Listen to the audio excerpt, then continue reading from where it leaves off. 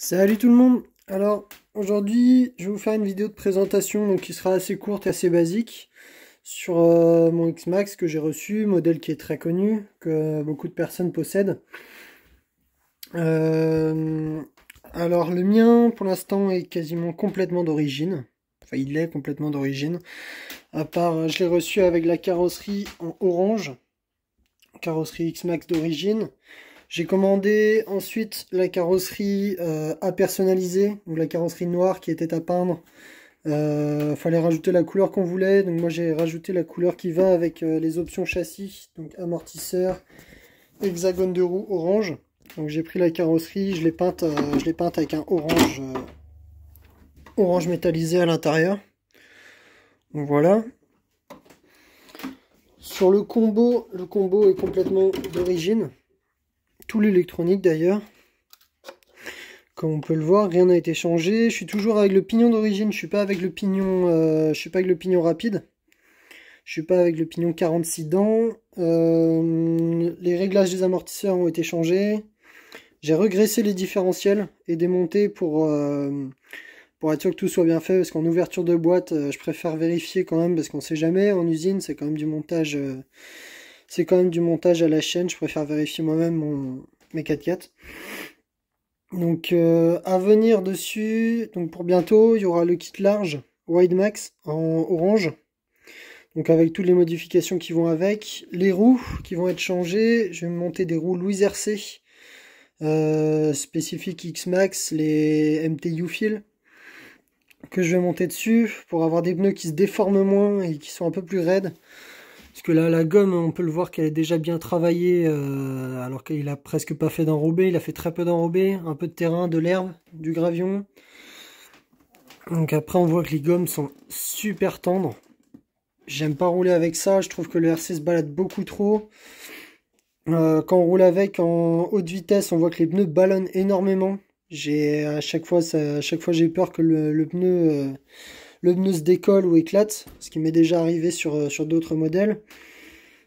Pour l'instant, je suis sur le cerveau d'origine, donc je vais attendre qu'il arrive à sa fin de vie. Le sauve-cerveau est un peu trop souple, à mon goût d'origine, mais il va rester comme ça pour l'instant, pour préserver le cerveau d'origine, qu'il fasse le plus longtemps possible. Une fois qu'il sera HS, bah, on mettra, je pensais mettre un cerveau 65 kg en un cinquième, mais je crois que quand on met l'adaptateur cerveau de chez Traxxas, je crois qu'on passe sur du cerveau un dixième, un huitième, et qu'on reste pas sur du 1/5. Donc il y aura ça qui va être fait. Je roule avec des adaptateurs sur tous mes 4x4 quasiment. Je déteste, je suis nul en soudure, j'aime pas couper les câbles d'origine et tout ça, après les garanties sautent. Donc je roule avec des adaptateurs. Donc, on va mettre ça. Vous verrez sur tous mes 4x4 et 6.6 qu'il y a des stickers boiserie partout. Alors il y en a certains qui critiquent, d'autres qui aiment, d'autres qui connaissent pas. C'est une chaîne YouTube qui parle un petit peu de modélisme, mais surtout de voiture et tout ça. Je suis pas... C'est à mon goût, c'est moi, mes 4x4 sont tous siglés comme ça, c'est une passion. Donc voilà. Radio d'origine, rien ne change. La petite TQI. Pour les lipos, je roule avec de la lipo DXF 4S, sensée de décharge, 6500 mAh d'autonomie, de stockage, en XT90 toujours. Pour l'utilisation, alors j'utilise pas sous la pluie. Sous la pluie, terrain humide et tout ça, j'évite au maximum parce que sur plusieurs de mes 4x4, j'ai eu des gros problèmes de roulement. Puis après, quand on voit le prix des kits de roulement, c'est vraiment pas le truc qu'on a envie de changer tous les jours non plus. Alors pour ceux qui ne me connaissent pas, le modèle c'est un 1/5 qui roule en 8S avec un moteur 1200 kV 8S d'origine. Il fait ses 13 kg, donc c'est un très gros 4x4 qu'il ne faut pas mettre entre toutes les mains à cause de la puissance, du poids. C'est un RC, si on perd le contrôle, qui peut faire beaucoup de dégâts.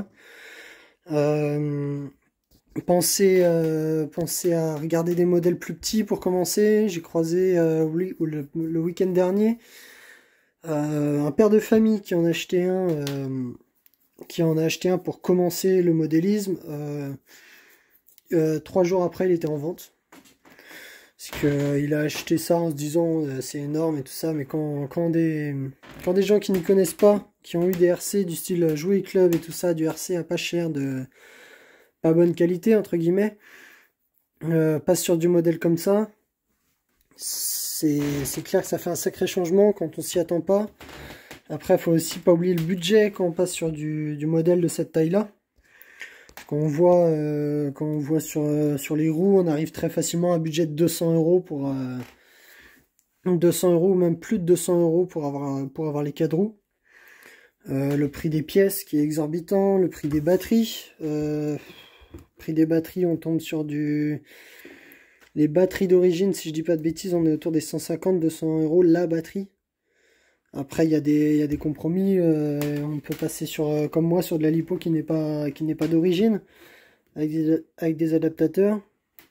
Pensez à regarder les tailles aussi des lipos, parce que le bac à batterie est très spécifique. C'est un bac à batterie fixe, c'est pas des sangles, donc toutes les batteries ne passent pas. En longueur, normalement, il y a tout qui passe, mais en épaisseur ou en hauteur de batterie, on a très peu de place dessus. Donc pas oublier de regarder ça, le prix des batteries et les tailles.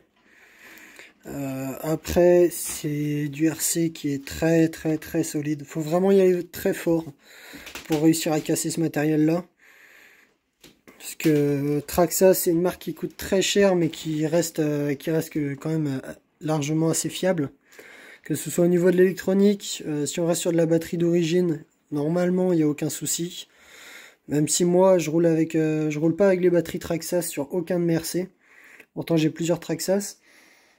Et j'ai jamais eu vraiment de problème de fiabilité ni rien. Mais bon, sur les garanties constructeurs et tout ça, si on a le budget, peut-être mettre les batteries Traxxas. Même si ça n'a pas vraiment l'utilité, quoi. En marque de lipo, je roule avec du DXF, du Z et du Jens ACE. C'est des batteries avec lesquelles j'ai jamais eu de problème, qui restent dans des prix très raisonnables, avec de très bonnes autonomies et qui ont des tailles universelles, donc qui passent dans quasiment tous les modèles sur la même taille. Donc je vous ferai la vidéo du montage et de l'avant-après du kit large qui va arriver dessus et des roues, pour présenter un peu, voir les différences et tout ça.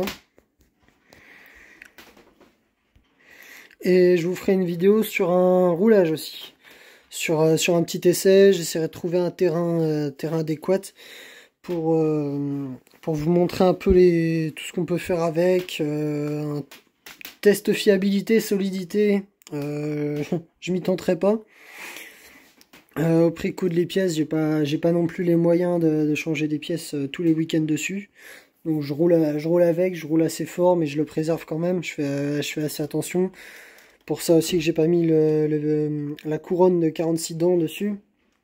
C'est bien précisé dans les notices et tout ça, quand on passe sur la couronne de 46 dents, c'est pas bon de faire du gros bashing avec, de faire du gros décollage, du gros tremplin, de mettre des à-coups et tout ça. Ça tire beaucoup sur la transmission. Ça va pas être très très bon non plus de rouler tous les jours avec ça sur l'utilisation mixte. Après, pour faire de la vitesse, de la prairie, quelques sauts en douceur et tout ça, on peut la passer dessus, mais je trouve déjà que le 4x4 va largement assez vite et déjà largement assez performant avec la couronne d'origine. Donc pour l'instant, sur la transmission et l'électronique, on restera d'origine. Donc voilà, merci beaucoup d'avoir regardé la vidéo, présentation du X-Max. Et je vous referai d'autres vidéos du coup sur l'entretien, le démontage et les upgrades qui arriveront. Donc voilà, merci, pensez à vous abonner.